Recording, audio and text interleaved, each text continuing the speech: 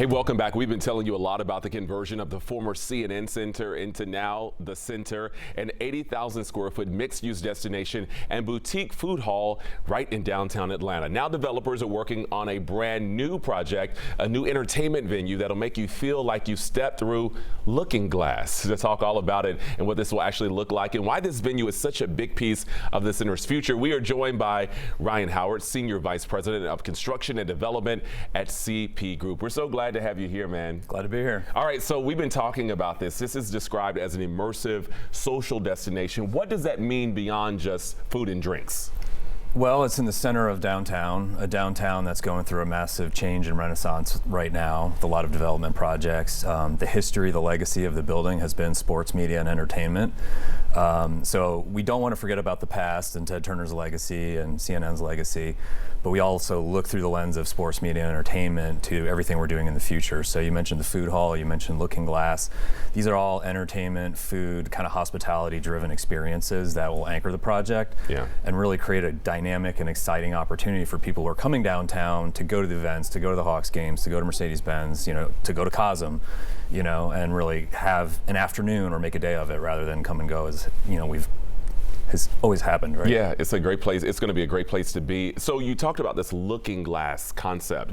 Why was that such a big, important part of the plan? Well, there are two things. One, the concept, again, it's immersive entertainment. It's a gaming, live music, elevated food and beverage program that is themed around an Alice in Wonderland concept. Also importantly, it's operated by a really best-in-class operator that has opened similar concepts of this kind of entertainment destination club around the country with a lot of success. So the Amp Up Hospitality Group is fantastic.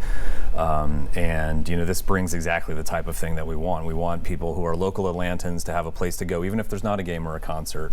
If they have family coming to town, you got another destination, a place to go spend your day. So it really, fit the program of what we're trying to do for the overall project. Yeah, it's been great to bring people back downtown. I think for a while, a lot of people didn't really go downtown a lot, That's right. Unless they were maybe going to a Hawks game or something like that. But it's great to see. All right, so you kind of alluded to this earlier. The CNN Center is such a big part of Atlanta. I grew up here in Atlanta. It's a landmark, Ted Turner's legacy.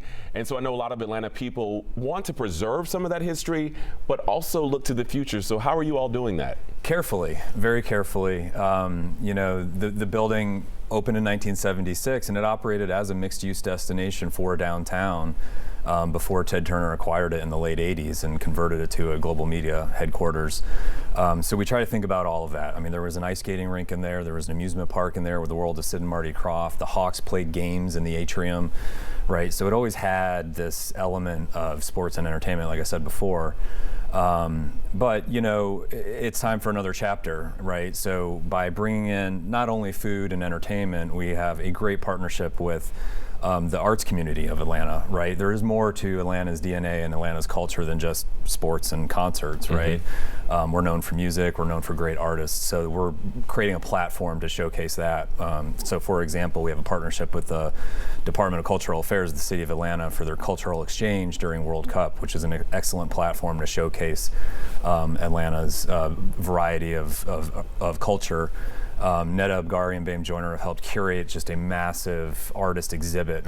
External murals, sculptures, and things are just constantly evolving there. And these are all artists that started in Atlanta and have grown for national or international recognition. Yeah, I love that we get to keep a lot of the flavor, the artists, the input in our city. Yeah. All right, so we know that this project is going to be coming down the pipeline, but you all are getting ready for a really big weekend with the World Cup here, opening up the floor. So what's planned at the center this week? Yeah, so I mean, downtown's been changing, and it's time for people to see that the change is happening. And this weekend is one of those big moments. So Friday, we're really opening the doors tomorrow, but Friday we have a huge event starting at 4 p.m., running from 4 to 11 because the U.S. are playing Paraguay at 9.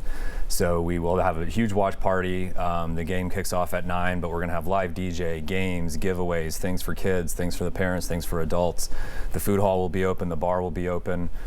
So really high energy, activated, exciting thing. And then Saturday, that party continues starting at 11 a.m., running until 5, and the Qatar-Switzerland game will be on at 3 p.m. So we're really excited to kick this weekend off, pun intended, with the World Cup. Yeah, it's going to be exciting. Our project, so it all comes together very nicely. It's going to be great. 11 Alive, we're going to be also broadcasting from the center for the next few days. So if you see me, if you see Ryan, come up and say hello. But congratulations on everything happening. Thank you, and love to see everybody down there. All right.